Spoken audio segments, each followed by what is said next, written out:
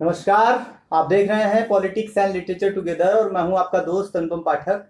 आज हमारे साथ जो मेहमान हैं वो अंतर्राष्ट्रीय राजनीति के आचार्य हैं बाबा साहब भीमराव अंबेडकर केंद्रीय विश्वविद्यालय में राजनीति विज्ञान विभाग में प्रोफेसर रिपुसूदन सिंह। मैं आपका अपने चैनल पर स्वागत करता हूं। Thank you.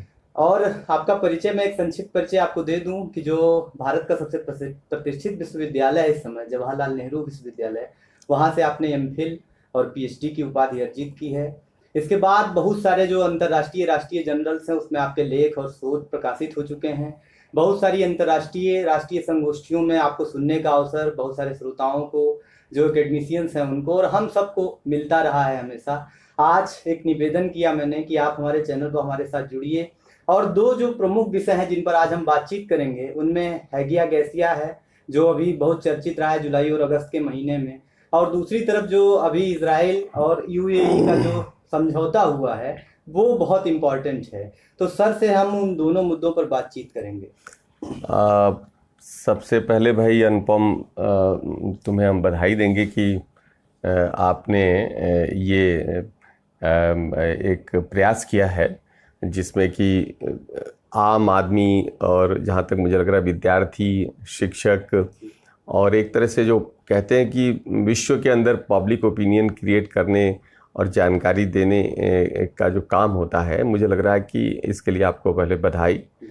और जो दो मुद्दे जिसकी तरफ आपने कहा कि आज हम लोग चर्चा करेंगे, ये दोनों मुद्दे बड़े ही महत्वपूर्ण हैं क्योंकि 2 महीने के दौरान अगस्त और जुलाई के बीच में 2 बातें होती हैं और दोनों बातों का देखा जाए तो ऊपरी तौर पर तो संबंध नहीं दिखाई दे रहा है, लेकिन उसका वो एक दूसरे से जुड़े हुए हैं और इसको 2 या 3 तरीके से हम लोग देख सकते हैं। एक तो हागिया सोफिया जिसको तुर्की के राष्ट्रपति ने उसको एक तरह से उसको तब्दील किया, मस्जिद के अंदर तब्दील की।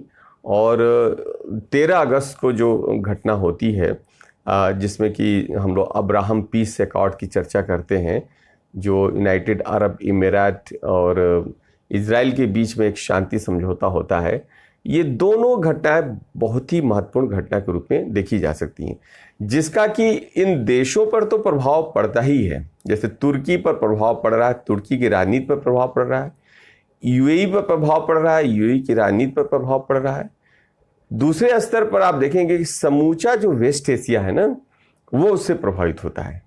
और तीसरे स्तर पर हम देखेंगे कि इनका प्रभाव वैश्विक राजनीति पर भी पड़ रहा है और एक और प्रभाव पड़ रहा है वैश्विक राजनीति पर पड़ने से स्वाभाविक हो जाता है कि भारत पे भी पड़ेगा, लेकिन सीधे सीधे इन दोनों घटनाओं का भारत के ऊपर अलग से प्रभाव डाल रहा है। जैसे सर ठीक है ना, ये बड़ी महत्वपूर्ण बात हो जाती है। भारत की राजनीति पर हैगिया सोफिया को अगर हम देखें, उसका क्या प्रभाव भारतीय राजनीति पर देखने को मिलेगा? बिल्कुल सही बात है। अब देखिए क्या होता है ना कि हैगिया सोफिया सामान्यतः इतनी चर्चा इस बीच में हुई, जिसको 10 जुलाई को वहाँ के कोर्ट का एक फैसला आया, तुर्की के कोर्ट का फैसला आया और उसको एक तरह से आधार बनाकर, और जो वहाँ के जो राष्ट्रपति हैं रजब तैयब एर्दोगान, इन्होंने उसको आधार बनाया और आधार बनाकर क्या किया कि उसको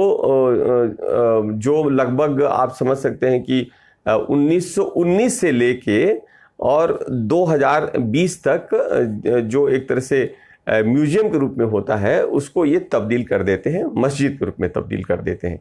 और ये एक घटना देखने में तो लग रहा है कि भाई बड़ी छोटी सी घटना होती है, और ये घटना कुछ ऐसे मौके पर होती है कि भारत के अंदर भी मतलब कोर्ट का फैसला आता है और एक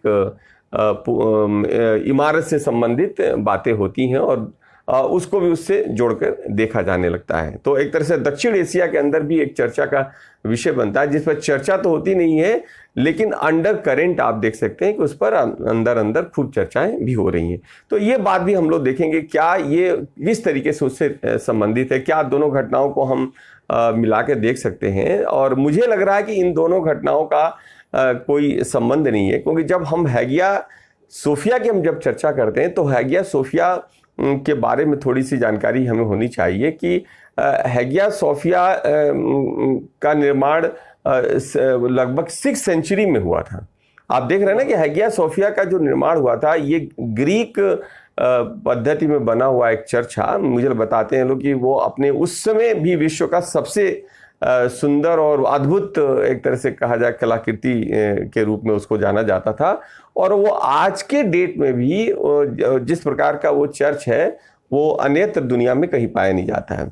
और जो उसकी लोकेशन है, जो उसकी अवस्थिति है, वो भी बहुत अलग तरीके से उसका अपना एक इतिहास रहा है। और मैंने जब कहा कि जब इसका एक प्रभाव वैश्विक राजनीति पर पड़ रहा है, स्थानीय राजनीति पर पड़ रहा है और सीधे सीधे भारत के ऊपर पड़ रहा है, तो मैं कहा कि इसको कैसे हम लोग रिलेट करेंगे, क्योंकि ये ढेर सारी चीज़ें हैं और इसमें इतिहास भी इन्वॉल्व है। इतिहास इन द सेंस इन्वॉल्व है कि जब इसको म्यूजियम बनाने का श्रेय जाता है वहाँ के जो प्रथम जो राष्ट्रपति बनते हैं, जिनको कि वहाँ पर अतातुर्क के नाम से जाना जाता है, अतातुर्क मुस्तफ़ा कमाल या मुस्तफ़ा कमाल अतातुर्क के। अतातुर्क का मतलब होता है, तुर्की में उनको कहा जाता है मतलब फादर ऑफ द नेशन, जैसे हमारे राष्ट्रपिता की चर्चा की जाती है। तो अतातुर्क मतलब वो बेसिकली आधुनिक तुर्की के एक तरह से एक मेकर थे, आप ये समझ सकते हैं। तो आप बताइए कि जब वहाँ का आधुनिक तुर्की का जो मेकर है, जो उसको बनाने वाला है, उसको एक नया रूप देता है, पहली बार आधुनिक तुर्की का प्रादुर्भाव होता है, और उसका जो पिता है वो एक निर्णय लेता है और एक आधुनिक वैज्ञानिक सेकुलर एक स्टेट को क्रिएट करता है, और उसके द्वारा लिया गया निर्णय, उस निर्णय को वर्तमान एर्दोगान की सरकार पलट देती है। इसका मतलब क्या हुआ कि वो पूरी तरीके से अपने राष्ट्रपिता को खारिज कर देती है। ये एक जो बात आती है, तो ये अनायासी घटना नहीं है। और एक और बात आ रही है कि ये जो आधार बनाता है ना एर्दोगान कोर्ट का फैसला है, जिसमें कि फैसले में ये कहा जाता है कि भाई वो उनकी एक धार्मिक उनकी मंशा थी कि इसमें चर्च इसमें पूजा की जाए, इसमें मतलब हम लोग मस्जिद के रूप में इसका इस्तेमाल करें। इसकी घटना क्या होती है कि जो ये हैगिया सोफिया के साथ था कि कॉन्स्टेंटाइन ने 4th सेंचुरी में जो रोमन सम्राट था उसने क्या किया, ईसाई धर्म को स्वीकार किया। और कॉन्स्टेंटाइन ने उसी समय जो रोमन एम्पायर था, जो रोमन एम्पायर जिसकी कैपिटल रोम के अंदर थी, तो एक सेकेंड रोमन एम्पायर क्रिएट किया, यानी कि इस ईस्टर्न रोमन एम्पायर क्रिएट किया। और उसको कहाँ क्रिएट किया, बाइजेंटाइन में किया। इसलिए जो पूर्वी रोमन साम्राज्य को बाइजेंटाइन रोमन साम्राज्य कहते हैं। और उसकी राजधानी कहाँ बनी, एक वहाँ उसने एक शहर का निर्माण कराया था 4th सेंचुरी में, कॉन्स्टेंटाइन नाम से शहर का निर्माण हुआ था। वही उसकी कैपिटल बनता है, बाइजेंटाइन एम्पायर का कैपिटल कॉन्स्टेंटाइन बनता है। और आगे चल के 6th सेंचुरी में उसी के परिवार का या उसी के शासन का जो आगे एक जो सक्सेसर आता है अगस्टेंटाइन, उसने क्या किया कि वहाँ पर एक चर्च का निर्माण किया, जो यूनानी पद्धति में, ग्रीक पद्धति में वो चर्च बनता है। और वो चर्च अपने समय का ही नहीं और आज तक वो एक अपना ऐतिहासिक महत्व रखता है और वो फिर चलता रहता है। लेकिन साथ ही साथ में क्या हुआ कि 1453 में घटना होती है।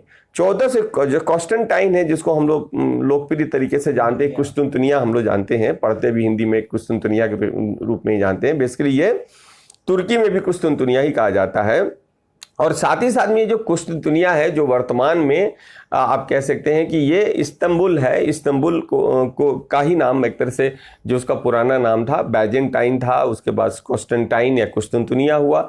और 1453 में एक घटना होती है। वो घटना होती है कि 1299 के अंदर एक साम्राज्य की स्थापना की जाती है, वो ऑटोमन्स के द्वारा। वो तुर्की के ही मुस्लिम होते हैं। इस्लाम आने के बाद 7वीं सदी के बाद इस्लाम एक अलग तेवर से वो शुरू होता है।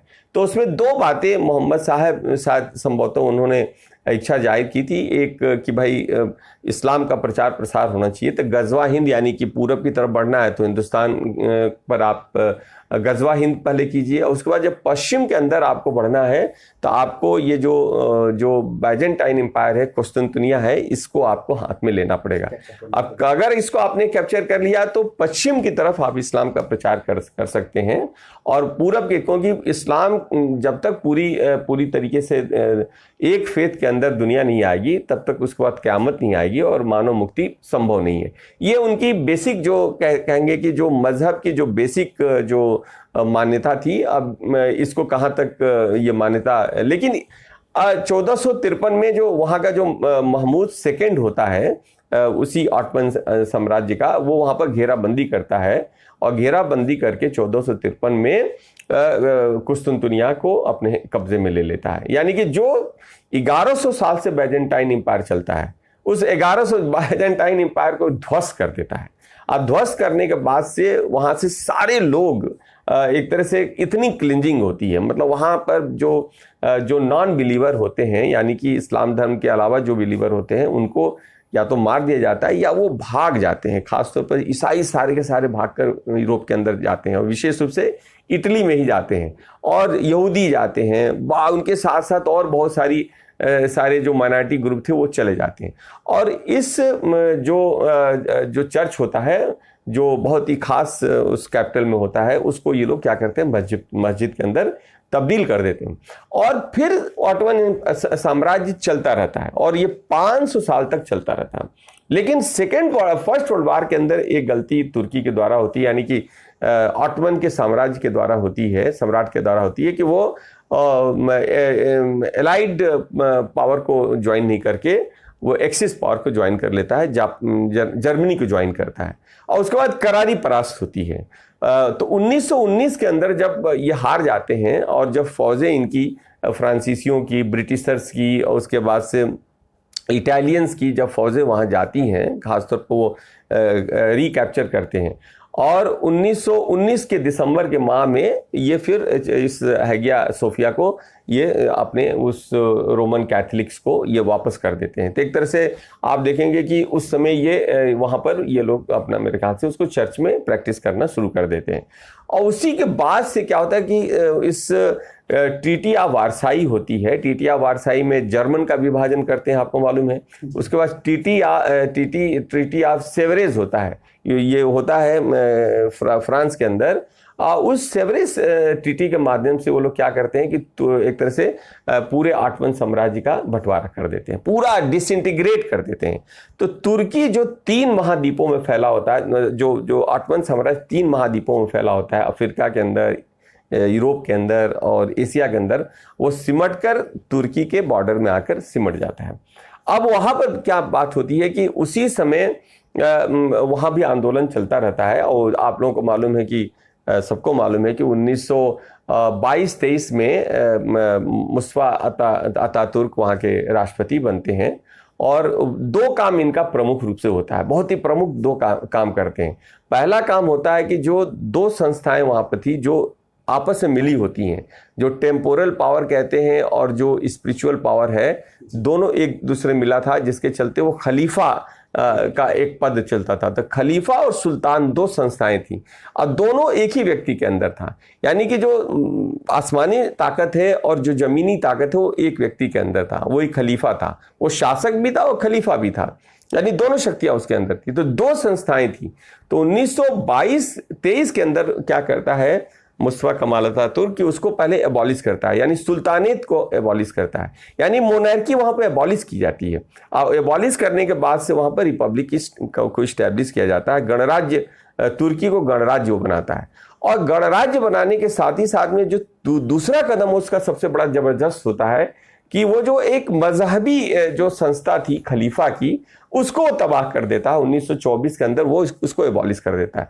और मुस्तफा कमाल अतातुर्क यही नहीं करता है, वो क्या करता है कि तुर्की को एक नए अंदाज में लेके जाना चाहता है, एक नए तरीके से, नए तेवर के साथ उसको मॉडर्नाइज करना चाहता है, उसको सेकुलराइज करना चाहता है। तो इसलिए वो एक अपना एक मुहिम छेड़ता है सेकुलराइजेशन तुर्की राज्य का, तुर्की समाज का सेकुलराइजेशन और साथ साथ में मॉडर्नाइजेशन, और तीसरा जो सबसे इंपॉर्टेंट उसकी बात होती है वेस्टर्नाइजेशन।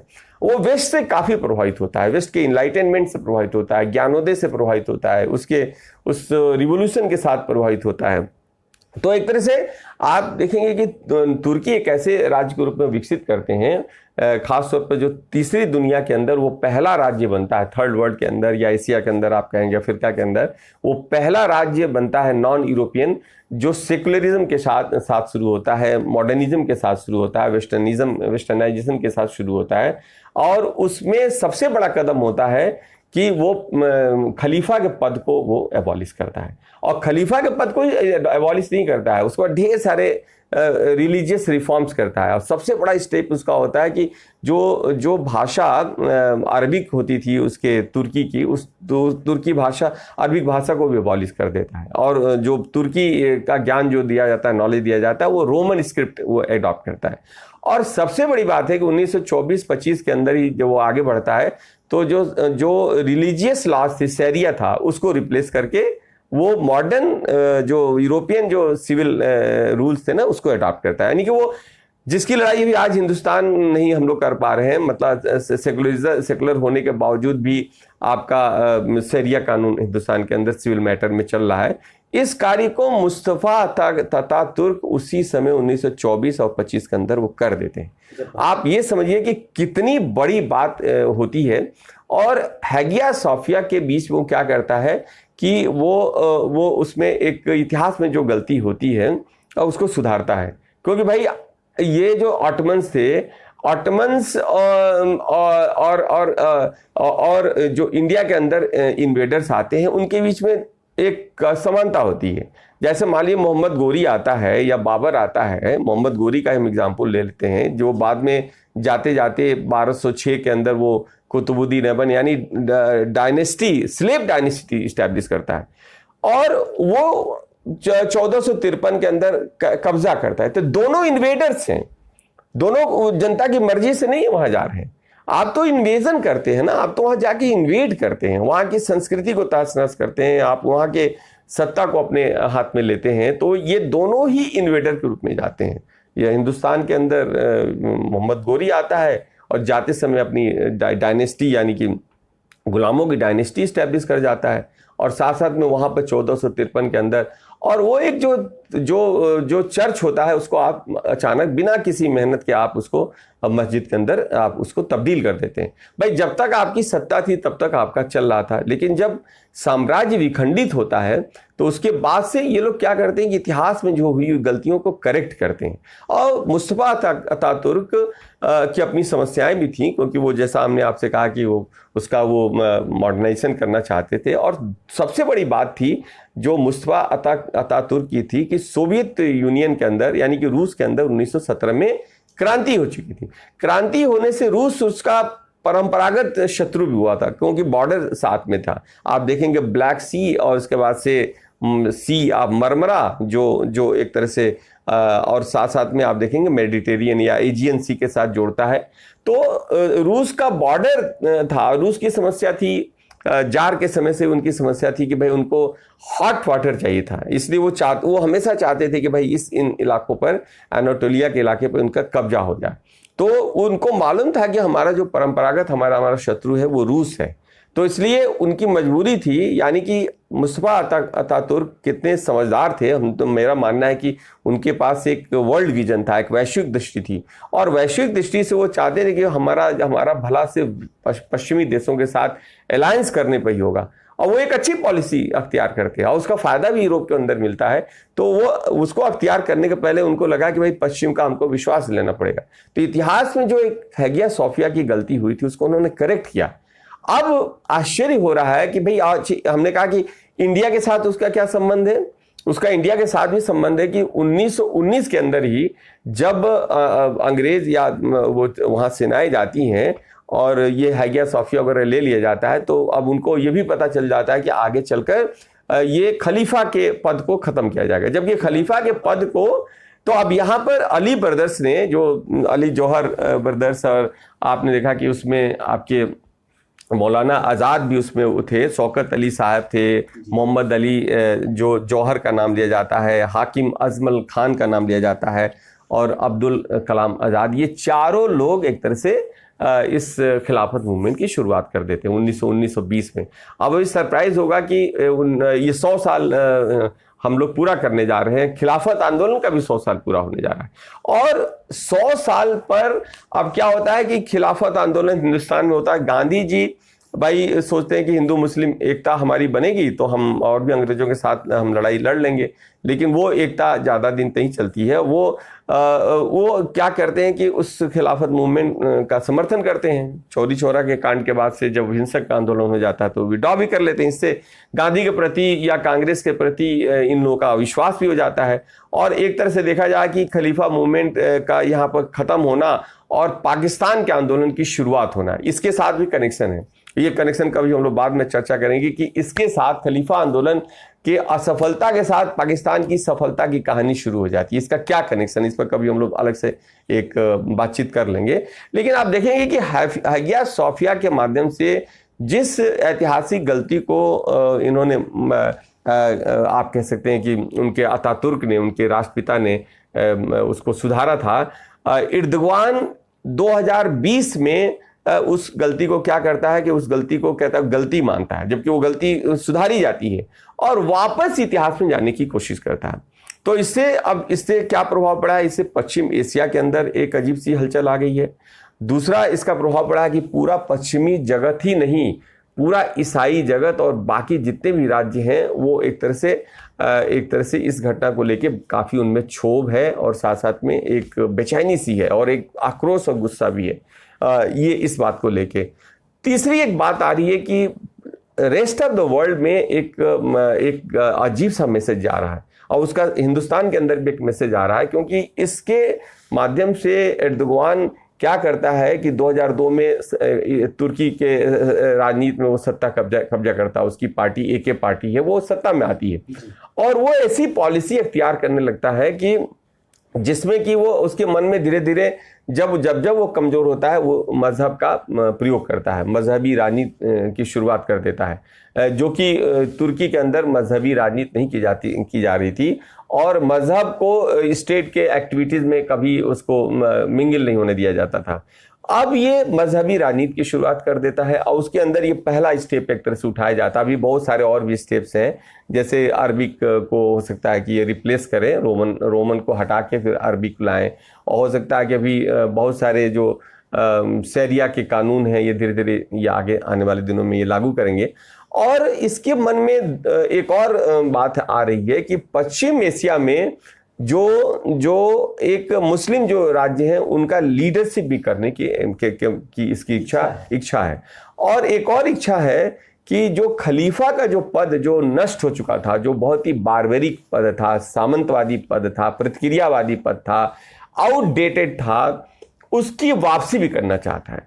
और कहीं ना कहीं इसके मन में हो सकता है कि कुछ इस तरह का मजहबी ख्याल भी है कि हम फिर से वापस हम उस दुनिया में जाएंगे, हम उस पूरे ऑटोमन साम्राज्य को पुनर्स्थापित करेंगे। इस तरह के ख्याली पुलाव हमारे ख्याल से ये पाल रहा है, जिससे कि मुझे लग रहा है कि आने वाले दिनों में इसका बहुत ही बुरा प्रभाव तुर्की के लिए ही पड़ेगा। और हिंदुस्तान के अंदर हमने कहा कि कैसे प्रभाव पड़ रहा है कि हिंदुस्तान के अंदर भी जाने अनजाने लोग खुश हो रहे हैं कि वो मस्जिद हो गया, लेकिन साउथ एशिया के अंदर ये बिल्कुल ही कंसेप्ट जो संदेश है वो बिल्कुल अलग अलग ही जाना चाहिए। इस पर हम लोग फिर से चर्चा करेंगे। हमने कहा कि हागिया सोफिया इसलिए बहुत ही इम्पोर्टेंट आज के राष्ट्रीय और अंतर्राष्ट्रीय राजनीति के अंदर एक महत्वपूर्ण विषय बनता है। और दूसरी जो समस्या जिसके बारे में आप चर्चा कर रहे हैं कि विगत ये इसी 13 अगस्त में हाँ इस पर सवाल ये है कि जब एक तरफ जो है ये पूरे इस्लामिक वर्ल्ड में इस तरह की हलचल है कि वो जा करके पुनर्स्थापित करने की कोशिश कर रहे हैं पूरी इस्लामिक सभ्यता को, जहाँ एक विचारक हैं सैमुअल P. हंटिंगटन, वो बात करते हैं कि क्लैश ऑफ सिविलाइजेशन होगा, उसकी ओर एक तरफ थोड़ा थोड़ा बढ़ते नजर आ रहा है मुझे लगता है वो। दूसरी तरफ एक काम ये होता है कि UAE जो अब तक कम से कम इस्लामिक वर्ल्ड में अच्छी खासी पोजीशन में है, वो आकर के हाथ मिलाता है इजराइल से, जिसका तमाम मुस्लिम देशों से पहले से विरोध चल रहा है। आप जानते हैं वो उसे अछूत की तरह ट्रीट करते हैं। तो इसको आप किस तरह से देखते हैं, इस्लामिक वर्ल्ड पे इसका क्या प्रभाव? हमने यही कहा कि हागिया सोफिया का संबंध कहीं ना कहीं इस घटना के साथ होता है, क्योंकि एक महीने के अंतराल में ही दोनों घटनाएं होती हैं। लेकिन ये इस घटना को हम ये नहीं कह सकते सीधे सीधे उसके साथ संबंध है, क्योंकि ये घटना अलग से पक रही थी, बहुत दिनों से पक रही थी। पक क्या रही थी कि इस पूरे घटनाक्रम में जो 13 अगस्त को संयुक्त राज्य जो अमीरात है, जिसको यूनाइटेड अरब इमिरेट कहते हैं, उसके अंदर 6-7 अन्य सेक्टम्स आते हैं। उसमें आपने देखा कि दुबई है और भी उनके सेक्टम 6-7 जो यूनाइटेड अरब इमिरात जो बनाते हैं, जो जिस तरह से कैपिटल दुबई के रूप में शारजा है, उसमें बहरीन है, उसमें और भी बहुत सारे आपके सेक्टम आ जाते हैं, और ये मिल के अपना एक राज्य के रूप में काम करते हैं।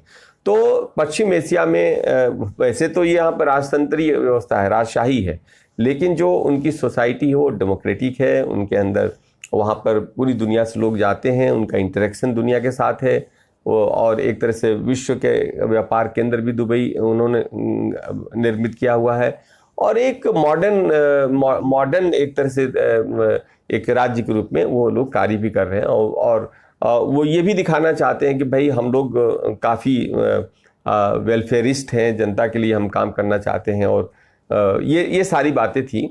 अब सबसे बड़ी बात है कि ये जो अकॉर्ड हुआ है, जो अब्राहम साहब के नाम से ये इन्होंने पीस अकॉर्ड किया है, उसका इतिहास अलग है, उस पर हम लोग कभी बाद में चर्चा करेंगे। लेकिन नाम जो दिया अब्राहम पीस अकॉर्ड, क्योंकि अब्राहम साहब एक ऐसे व्यक्ति हैं जिसको कि ये यहूदी और इस्लाम, यहूदी और ईसाई और इस्लाम के लोग इसको अपना पैट्रियार्क मानते हैं, यानी कि उसको अपना धर्म पिता मानते हैं, या एक परिवार का मुखिया मानते हैं। जो ईसा के 700 साल पहले, यानी आज से 2700 साल पहले अब्राहम आता है, और अब्राहम एक रिलीजन, एक पूरा कंसेप्ट देता है जो आगे चल के यहूदी और इस्लाम और ईसाइयत का एक आधार बनता है। तो ये रिवाइव करते हैं, यानी कि इजराइल एक ऐसी जगह होती है जहाँ तीनों सेमिटिक रिलीजन का जन्म होता है। और जैसा आपको मालूम है कि जो जेरूसलम है, जिसको लेके इनके यहाँ काफ़ी झगड़ा रहा, तो जेरूसलम के अंदर ही तीनों फेथ का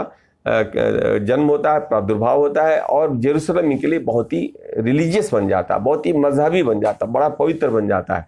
तो ये अकॉर्ड शायद अभी इतना जल्दी नहीं होता है, लेकिन ट्रंप के चलते ये अकॉर्ड हुआ है। तो यानी कि जो सूत्रधार है वो ट्रंप है, और जो अमेरिका का जो इलेक्शन होने वाला है ना सर, यही जो मतलब एक ये था कि जब कभी अभी ये होता है कार्ड, इसके बाद में बहुत सारे लोगों ने बातचीत करना शुरू कर दिया कि ये अपने मन से नहीं हो रहा है, इसमें अमेरिका का दबाव है।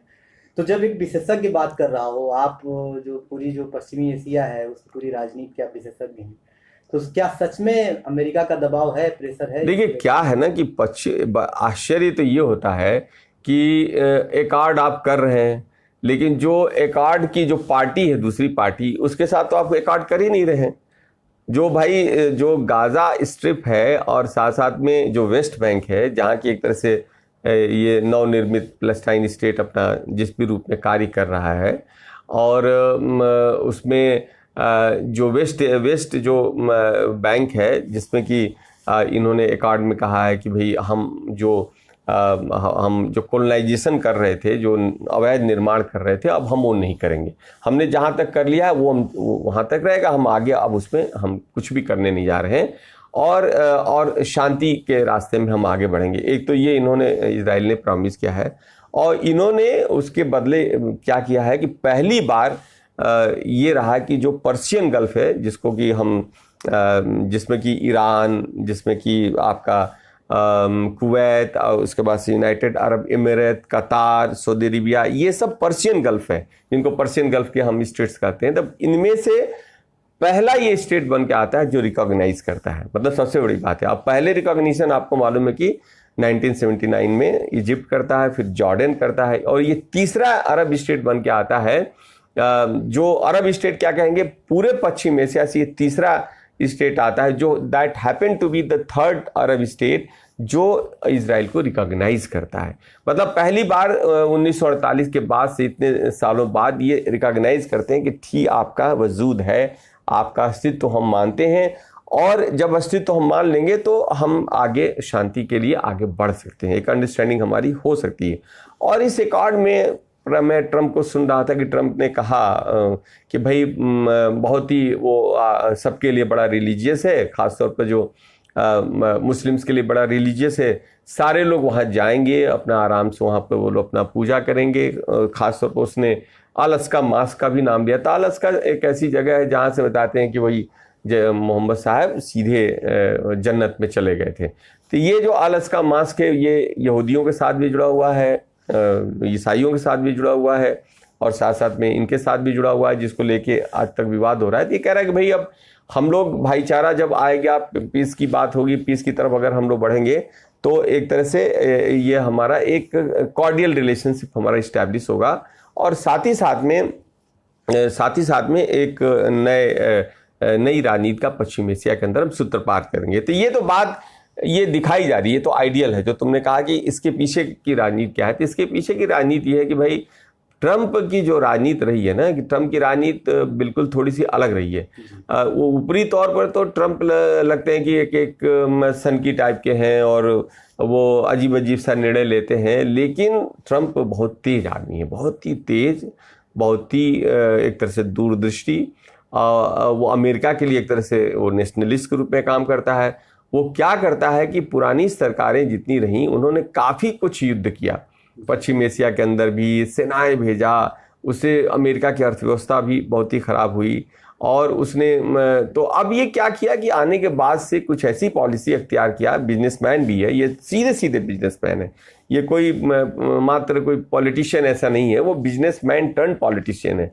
तो उसका पहला उद्देश्य था कि भाई अमेरिका की आर्थिक स्थिति को ठीक किया जाए, जो फालतू की चीज़ें हो रही हैं उसको रोका जाए, फालतू में एक्सपेंडिचर जहाँ पर हो रहा है, खासतौर पश्चिम एशिया के अंदर वो ढेर सारे युद्ध एक साथ वो कर रहे थे, सीरिया के अंदर इंटरफियरेंस कर रहे थे, आपका उसके बाद ये आप अफगानिस्तान के अंदर इंटरफियर कर रहे थे, और ह्यूज अमाउंट इनका खर्चा हो रहा था।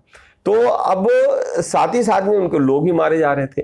तो उन्होंने अमेरिकी को कहा कि भाई अब अगर ये अकॉर्ड नहीं होता, क्योंकि अकॉर्ड हो सकता है कि आगे चल के अकॉर्ड का कोई महत्व भी ना हो, लेकिन इलेक्शन के पहले ट्रंप ने मैसेज दे दिया है कि जहां लोगों ने तुमको अमेरिकन को, पुराने सरकारों ने तुमको झोंक दिया, युद्ध में झोंक दिया, तुम्हारे धन की बर्बादी की, धन और जान और माल की बर्बादी की, हमने देखो आने के बाद से हमने ये मेरा सबसे, तो एक तरह से ये पूरा का पूरा क्रेडिट जो इस अकॉर्ड का है वो इसको इनकैश ट्रंप साहब करेंगे।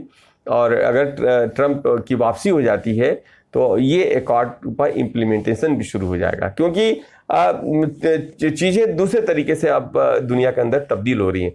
सऊदी अरेबिया के अंदर और अरब देशों के अंदर और यहाँ तक कि मिडिल ईस्ट के अंदर काफ़ी लोगों ने अपने आप को बर्बाद किया। 2011 के बाद से आपने देखा कि पूरा पश्चिम एशिया या अफगानिस्तान, पाकिस्तान, ये एक तरह से युद्ध का एक तरह से अड्डा बन चुका था।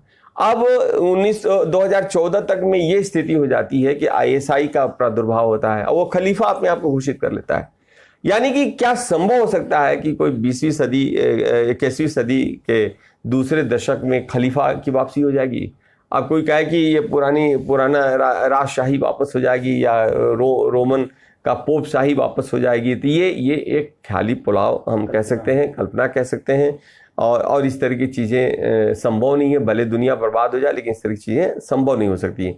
तो मुझे लग रहा है कि ये जो घटना, ये जो पीस अकॉर्ड है, पीस अकॉर्ड ये तभी सक्सेसफुल होगा जब ट्रंप की अमेरिका के अंदर वापसी हो जाती है। वो शायद उसके बाद उसके ऊपर एक जिम्मेदारी भी होगी, सुनिश्चित करेगा कि ये पीस अकॉर्ड को इम्प्लीमेंट किया जाए, क्योंकि इजराइल भी कम नहीं है। इजराइल ऑब्वियसली, इजराइल के अंदर वैसे तो काफ़ी वहाँ उनके विपक्षी लोगों ने उसका स्वागत किया है, बहुत सारे देशों ने उसका स्वागत किया है। अभी सऊदी अरेबिया के अंदर सुगबुगाहट चल रही है, लेकिन सीधे सीधे जो इस अकॉर्ड का जो विरोध किया है वो तुर्की ने किया है।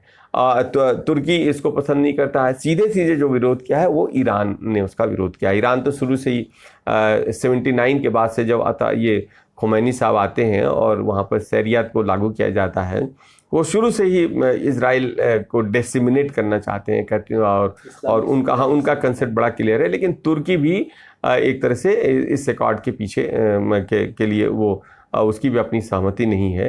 पाकिस्तान बहुत ही सोच समझकर दबे मुंह से ना कह रहा है ना हाँ कह रहा है, एक ही स्थिति बनती है। मैं ये चाहता हूँ कि आप जो भारत और पाकिस्तान है, पाकिस्तान एक तरीके से भी जो IOC इस्लामिक जो ऑर्गेनाइजेशन था उससे भी हटने की बात कही, आंखें दिखा रहा था। एकमात्र ऐसा देश है जिसके पास परमाणु बम है पूरी इस्लामिक दुनिया में। तो जब ये होता है गार्ड, तो कम से कम ये बिदकेगा, पाकिस्तान भागने की कोशिश करेगा इनसे। उसको किस तरह से देखेंगे इस्लामिक वर्ल्ड की जो कंट्री है? नहीं भाई देखिए क्या है ना कि पाकिस्तान एक काल्पनिक राज्य है और एक आइडियोलॉजिकल स्टेट है। जो राष्ट्रीय राज्य की अगर की परिभाषा को अगर आप देखेंगे कि नेशन स्टेट की, तो नेशन स्टेट में होता है कि भाई नेशन एक है और उसमें स्टेट बन जाता है, या मान लीजिए कि ढेर सारे नेशन है और एक स्टेट बन जाता है। तो नेशन स्टेट का संबंध बनता है कि उसकी अपनी आइडेंटिटी है, उसकी अपनी भाषा है, उसकी संस्कृति है। लेकिन पाकिस्तान आपको मालूम है कि ये आइडियोलॉजिकल स्टेट है। वहाँ के नेशन और स्टेट के अंदर कोई रिलेशनशिप नहीं, सिर्फ उनका मज़हब एक रीजन बनता है, रिलीजन एक रीजन बनता है, वो भी बड़ा कमज़ोर बनता है। क्योंकि जब इंटरनेशनल इस्लामिक ऑर्गेनाइजेशन में मेंबरशिप की बात आती है तो इंडिया भी रिप्रेजेंट होता है। क्यों होता है? क्योंकि सेकेंड लार्जेस्ट पॉपुलेशन दुनिया की तो मुस्लिम की भारतवर्ष के अंदर है, पाकिस्तान के अंदर भी नहीं है। तो इंडिया को तो पूरा राइट है, इसलिए शायद सुषमा जी पिछली बार गई भी और उसमें इंडिया इसमें शिरकत भी कर रहा है। अब बात आ रही है कि पाकिस्तान एक ऐसा राज्य रहा है जो अपनी पैदाइश के साथ ही वो क्या रहा है कि वो उसको आदत पड़ गई लोगों से पैसा लेके अपने आप को चलाने की। और वो आदत बहुत लंबे समय तक सऊदी अरेबिया ने इसको हेल्प किया। अफगानिस्तान में जब वो रूसी सेना आ जाती है तो आतंकवाद के खिलाफ मोर्चा में अमेरिका बहुत ज़्यादा पैसा वो देता है, पंप करता है।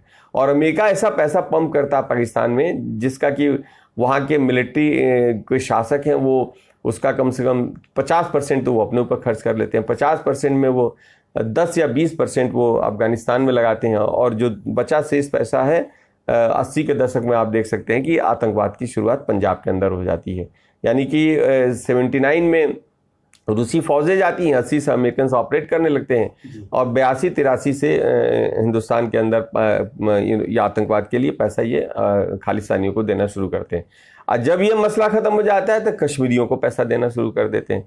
और जब आज के हालात में सऊदी अरेबिया ने तो अपना 1 अरब जो अभी पैसा दिया था वो भी वापस ले लिया, यानी अरब के देशों के साथ इनके संबंध खराब हो गए, UAE के साथ इनके संबंध खराब हो गए। अब इनके साथ कौन बच रहा है? इनके साथ चीन बच रहा है। चीन को भी हैंड ओवर किए जा रहे हैं, उपनिवेश हो गए, उपनिवेश बनते जा रहे हैं।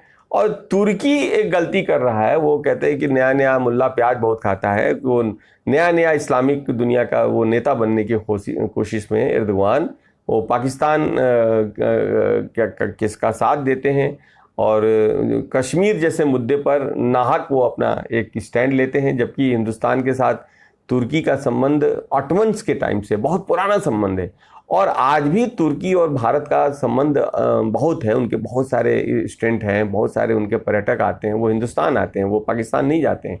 तो अब जो कास्ट तुर्की बियर करेगा मुझे लग रहा है, क्योंकि जो मोदी की सरकार है ये पुरानी सरकारों से बिल्कुल अलग है और इस बात को बहुत ही गंभीरता से मोदी की सरकार ने लिया है। और कुछ जो हमारे कुछ ऐसा भी एक्शन भी लिया है जिसमें कि तुर्की बेचैन हो गया, बेहाल हो गया है, क्योंकि उससे तुर्की का नुकसान भी होगा। और आने वाले दिनों में तुर्की ने जो, क्योंकि तुर्की की समझ कश्मीर पर पाकिस्तानियों ने समझ को ख़राब कर दिया है और उस पर हम लोग एक बार अलग से चर्चा कर लेंगे। अंतिम बात जिस पर जरूरी है बात करना कि जो UAE और इजराइल का जो रिलेशन है, इस पर भी हम लंबी बातचीत कर चुके हैं, इसका भारत पर क्या असर होगा?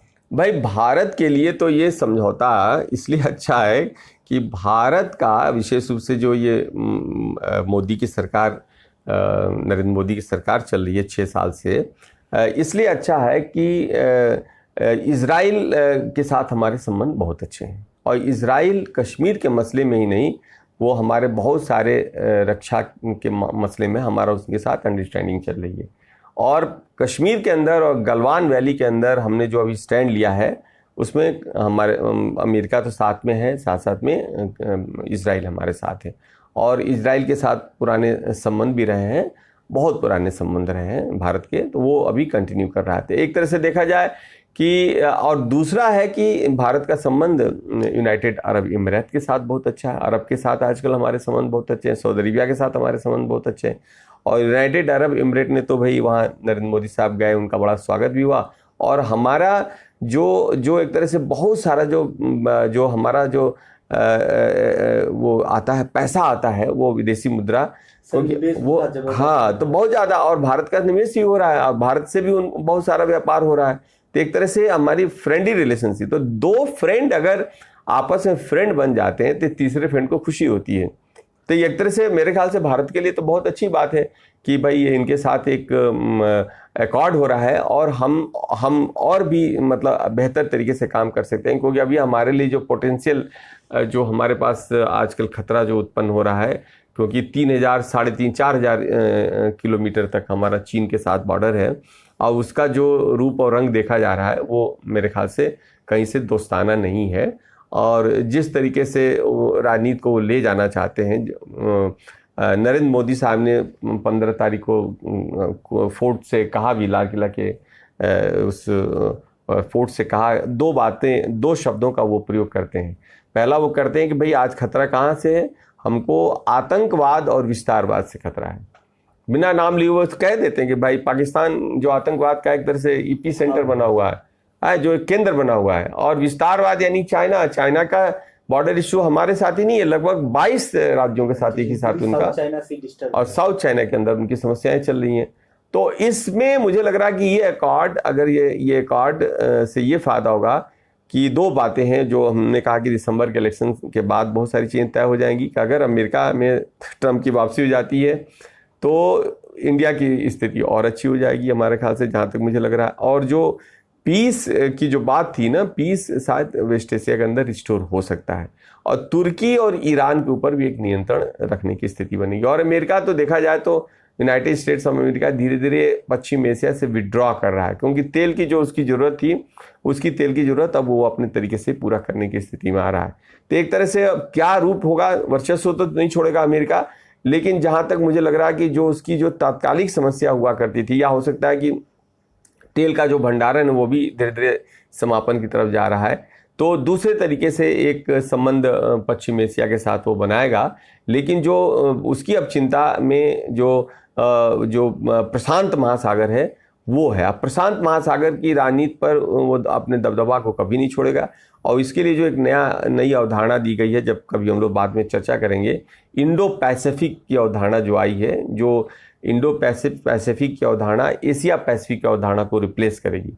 एशिया पैसिफिक में चीन महत्वपूर्ण था, और आज इंडो पैसिफिक के अंदर इंडिया महत्वपूर्ण है, और इंडिया एक महत्वपूर्ण देश के रूप में भी उभर रहा है, जिसको कि ये सारे के सारे पश्चिम के या विकसित जो राज्य, इसमें जापान, ऑस्ट्रेलिया, या आपका साउथ ईस्ट एशिया के बहुत सारे स्टेट हैं, अमेरिका और उसका पूरा का पूरा नाटो, वो मुझे लग रहा है कि इस आइडिया को आगे चल के वो उसको करेंगे। और ये जो एकॉर्ड हुआ है, ये एकॉर्ड मुझे लग रहा है इसका बहुत सारा इसका जो फ्यूचर है वो मुझे लग रहा है कि दिसंबर में होने वाले इलेक्शन पर भी निर्भर करता है। तभी इसके दूरगामी हाँ, प्रभाव तो ये तो आज की चर्चा में बस इतना ही। हम बहुत बहुत आभारी हैं, आपका शुक्रिया कि आप हमसे जुड़े। हमारे जो दर्शक हैं उनका आपने ज्ञानवर्धन किया, बहुत सारा विस्तार जिस तरह से आपने बताया है पूरी इस राजनीति पर, क्या असर इसका होने वाला है अंतर्राष्ट्रीय राजनीति पर। तो अगर कभी फिर हमें लगा कि कुछ ऐसे विषय हैं जिन पर आपका विश्लेषण चाहिए, तो हम आपसे पुनः जुड़ने की कोशिश करेंगे। बिल्कुल हम लोग और आपसे इस बात के साथ विदा लेते हैं कि ये चैनल जो कि अब लगातार जो है बहुत सारे विश्लेषण और विचार केंद्र का माध्यम बनता चला जा रहा है, उसे सब्सक्राइब करके, और ये जो वीडियो भी सर ने आप लोगों से बातचीत में जो रखी है यहाँ पर बातें, इसे विस्तार दीजिए, बहुत दूर तक पहुँचाइए, जो बात निकली वो दूर तक पहुँचे, ताकि और लोगों का भी ज्ञानवर्धन हो सके, उन्हें बातें क्लियर हो सके कि क्या क्या दिक्कतें चल रही हैं और अंतर्राष्ट्रीय राजनीति पर उनका क्या क्या प्रभाव पड़ेगा। जय हिंद। Thank you.